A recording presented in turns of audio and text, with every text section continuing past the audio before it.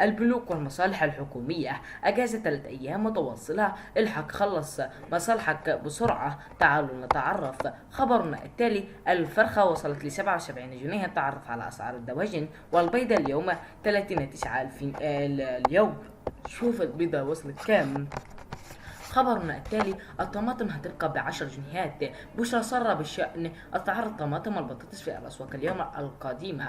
تعالوا نتعرف الآن. خبرنا التالي: الأصفر اتهبط في الأرض. تراجع في أسعار الذهب اليوم بمحلات الصاغة. شوف عيار 21 بكر كام. خبرنا التالي: شوف لو كنت منهم استبعاد 10 فئات من التموين قبل تحويل الدعم العيني للنقدي. تعالوا نتعرف على هذا الخبر. خبرنا التالي: أهلا بكم من جديد أعزائي متابعين قناتنا الكرام، وتعالوا نتعرف على هذا الخبر المهم جدا من نوعه، وارد نكون أفدناك في هذا الفيديو. وتعالوا نتعرف على أول فيديو.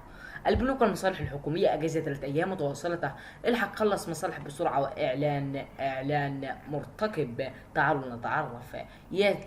يستعلم عدد كبير من المواطنين عبر محركات البحث عن أجازة البنوك والمصالح الحكومية والموظفين، خاصة بعد قرار رئيس الوزراء الدكتور مصطفى مدبولي بمنح جميع موظفين الحكومة وعاملين بالدولة وأيضا موظفين القطاع الخاص أجازة نصف أكتوبر يوم الأحد الموافق 6 أكتوبر 2024. وحتى الآن لم يعلن البنك المركزي المصري أو يصدر قرارا بشأن موعد أجازة البنوك بمناسبة ذكرى الاحتفال بنصر أكتوبر، ولكن في المنتظر أن تكون في نفس موعد أجازة موظفين الحكومة يوم الأحد الموافق الموافق 6 أكتوبر 2024، وحيث اعتادت البنوك المركزية أن يمنح البنوك أجازات رسمية وفقا لقرارات رئيس الوزراء. ومن المتوقع أن يتم تعديل العمل بالبنوك والمصالح الحكومية التي تضم يوم السبت أجازة لمدة 3 أيام، وتبدأ من اليوم الجمعة الموافق 4 أكتوبر 2024 وتستمر حتى يوم الأحد الموافق 6 أكتوبر 2024. وعلى صعيد آخر، من المنتظر أن يحصل طلب المدارس والجامعات على أجازة يوم الأحد المقبل كجزء رسمي لمناسبة نصر أكتوبر على غرار الموظفين، وذلك وفقا لما جاءت في الخريطة الزمنية للعام الدراسي الجديد في المدارس والجامعات. خبرنا التالي: الفرخة وصلت ل 77 جنيها. تعرف على أسعار الدواجن والبيضاء اليوم. شوف البيضة وصلت لكام. تعالوا نتعرف. يتابع العديد من المواطنين بانتظام أسعار الدواجن والبيض، حيث يعتبر مصدريين رئيسيين البروتين في معظم الأسرار المصرية. وقد شهدت أسعار الدواجن في الأونصة الأخيرة الاستقرار ملحوظا بأفضل الجهود الحكومية المبذولة للحفاظ على الأسعار في نطاق معقول، حيث تعتبر الدواجن والبيض من أهم المواد الغذائية التي يعتقد عليها المصريين في جابتهم اليومية، من يجعل أن يتغير في أسعارها وموضع اهتمام واسع. وسجلت أسعار الدواجن والبيض اليوم إلى 77 جنيها للكيلو في المزرعة، ليصل السعر المستهلك إلى 88 جنيها، مما يشير إلى انخفاضا قدره حوالي 12 جنيها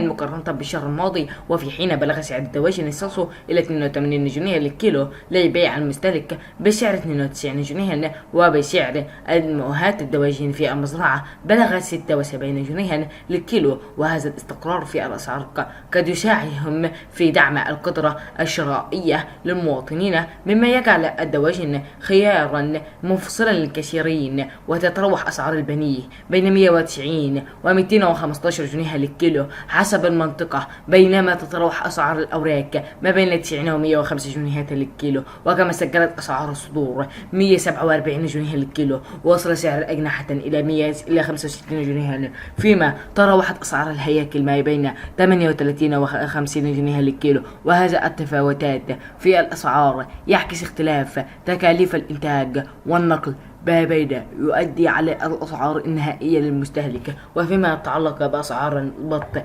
فهي تتراوح بين 100 و130 جنيها للكيلو، حيث بلغ سعر البط الفرنساوي إلى 28 جنيها لعمر يوم واحد، والبط المسكوفي 52 جنيها. أما سعر الرومي فيتراوح ما بين 120 و 135 جنيها للكيلو، مما يبرز تنوع الخيارات المتاحة أمام المستهلكين. وسجلت سعر كتكوت البلدي 10 جنيهات، بينما بلغ سعر كتكوت الهيكيني ما بين 19 وكتكوت الصاصو إلى 22 جنيها، وفي حين أن سعر الكتكوت الأبيض وصل إلى 39 جنيها، وسجل كتكوت الروسي بيور ما بين 23 جنيها. وهذا يؤكد أن أهمية تربية الكتاكيت كاستشار مربع بالنسبة للمزارع. وبلغ سعر الطبق البيض الأبيض ما بين 162 جنيها و 164 جنيها للمستهلك، وسعر طبق البيض الأحمر ما بين 67 جنيها، مما يعني انخفاضا بقدر 3 جنيهات على الأيام الماضية. خبرنا التالي: الطماطم هتبقى ب10 جنيهات، مش هصر بشأن أسعار الطماطم والبطاطس في الأسواق الأيام القادمة. شهدت أسعار الخضروات ارتفاعا كبيرا خلال الأيام الأخيرة، حيث وصل سعر الطماطم إلى 45 جنيها، فيما فوق من بعض المناطق، إلا أن الحكومة تعمل على السيطرة على الأوضاع بالتوازن مع زيادة الطلب ومحدود العرض، وهو ما أدى إلى ارتفاع كبير في أسعار الخضروات بالأسواق المصرية، حيث خفضت أسعار الطماطم اليوم بشكل ملحوظ إلى 20 جنيه في الأسواق، بعد أن سجلت ما بين 40 و 45 جنيه. وعلق رئيس اتحاد المزروعين عن الانخفاض المفاجئ في أسعار الخضروات خاصة الطماطم، وقال أن الانخفاض يعود إلى بداية موسم حصاد الخريفي وحصاد الطماطم المبكر في الشتاء. وأضاف رئيس اتحاد المزارعين في تصريحات خاصة أن أسعار تشهد التراجع بشكل عام بسبب زيادة العرض وقلة الطلب، إضافة إلى الجهود الكبيرة التي تبذلها الحكومة للسيطرة على ارتفاع الأسعار في الأسواق.